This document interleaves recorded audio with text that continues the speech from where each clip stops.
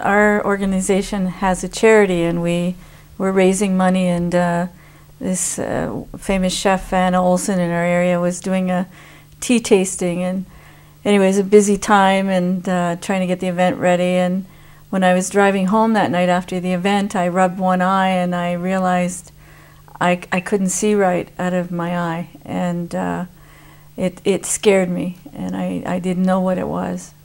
Just a local optometrist, and she took me in, and I was in her chair for quite a while, and she said, you know, I don't have the proper equipment, but I think you have what's called macular degeneration. But I went back to the optometrist, who helped me get into a specialist, a retina specialist, and that took another 2 weeks. And I was just in sheer panic by that time. And I was in his chair maybe 2 minutes. And he said, I'm very sorry to tell you this, Betty Ann, but you have a disease called macular degeneration. He said, you have two kinds. You have dry and you have wet. And that became my journey. The treatment that was offered was only for the wet eye, and that is the eye that I could barely see out of. And the treatment was, at that point, called Visidyne. And he told me that the treatments were about $2,700 a treatment, and that I'd at least need about 5 or 6 of them. And of course, I panicked, and I said to him, I can't afford that. There's no way. I don't have that kind of money. Well, just the sheer fear of it all, it just came down on me like a ton of bricks, really. My heart started racing, I started crying. I decided that my world, really as I knew it, was coming to an end. And I also thought, if I lose my independence, I just didn't want to go on. I knew I was in deep trouble emotionally, and I remembered through that roar of the doctor telling me that there was an organization called Canadian National Institute for the Blind, CNIB, and I called, and the woman answered the phone, and I told her that I'd just been diagnosed, and I was just wailing. I mean, as soon as I started talking about it, I couldn't stop crying, and she calmed me down. She must have spent about an hour on the phone with me the first time I talked to her. Anyway, she did come the next day, and it was an amazing visit.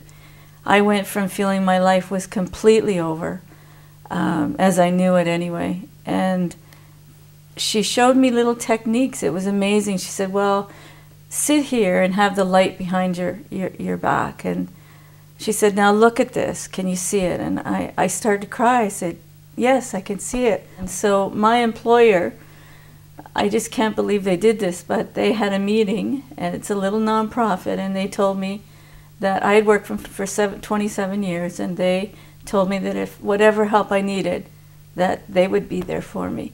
And so I was able to take the first treatment. It was Visidyne. I had a terrible reaction to the drug.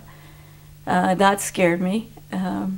And it didn't restore any of my sight. And then there was another drug, and it had to be injected in your eyes. I think it's Avastin. There was no benefit to that.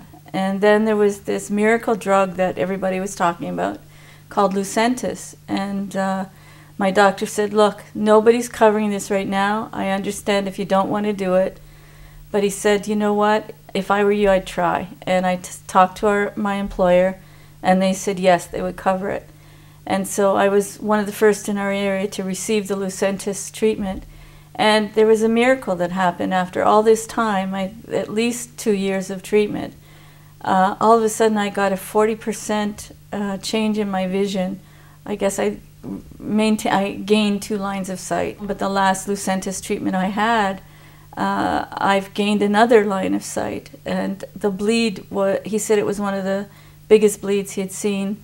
He's treated, and the bleed now is so minuscule he had to use another piece of equipment to see it.